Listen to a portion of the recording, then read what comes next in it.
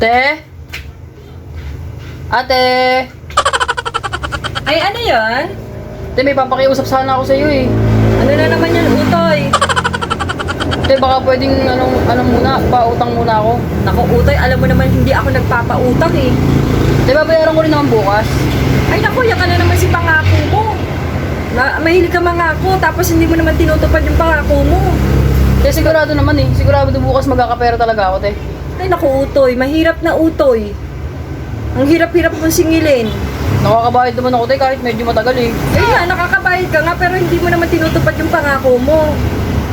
Sige, te, ganito na lang. Pautangin mo ako, tapos iwanan ko na lang sa'yo yung cellphone ko, te. Sige na, te.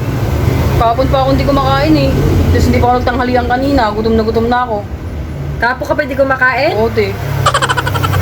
O sige, hindi ko na kukunin yung cellphone. Basta siguraduhin mo ha, bukas magbabayad ka. Oo, te, sigurado may pera ako bukas. Darating talaga, promise. Aasahan ko yan. Ano Oo, kukunin mo? Ano na lang, te, bigyan mo ako ng 2 saba na green. Tsaka 2 pansit canton na kalamansi.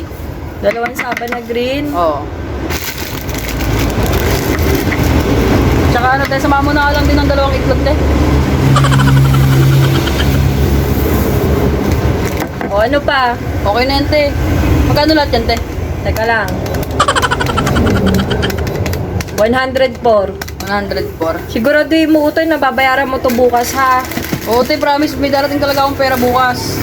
Dapat pag nakakautang ka sa tindahan, tandaan mo Utoy kung ano yung pinangako mong araw, tutuparin mo para nakakaulit ka sa tindahan. Hindi yung pag darating ng araw na pinangako mo, hindi ka na nagpapakita.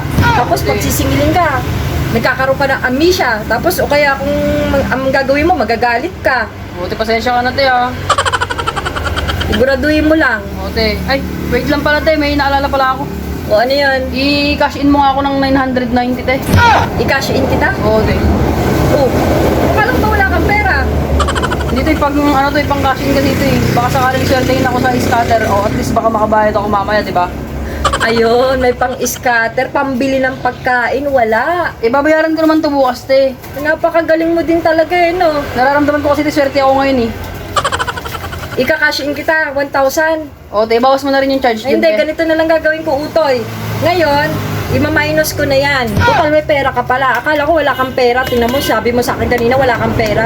Galing mo magpaawa. Pang scatter ko ngayon, te. Mamalasin naman ako, te, pag ganyan ginagawa mo, te. Ay, hindi. Huwag mo sisihin yung malas-malas na yun. Nasa sa'yo yung malas na yun. Huwag mo sisihin yung kapalaran na nasa sa'yo yun. Ikaw gumagawa ng malas. Kung siswertein ka. Kung malas ka, malas ka. Saka yung pag-i-scatter na yan, kung may extra pera ka lang, doon ka lang mag-i-scatter. Hindi yung pati pagkain mo, titipirin mo para lang sa pag-i-scatter. Ngayon, ang gagawin ko, ikakaltas ko yan, saka yung charge. Tapos yung iba, ibang laro mo, kung manalo-matalo ka, at least may pangkain ka. Eh, sigurado naman makakabayad ako nito bukas, te. Sigurado makabayad. Eto, sigurado na to, Utoy.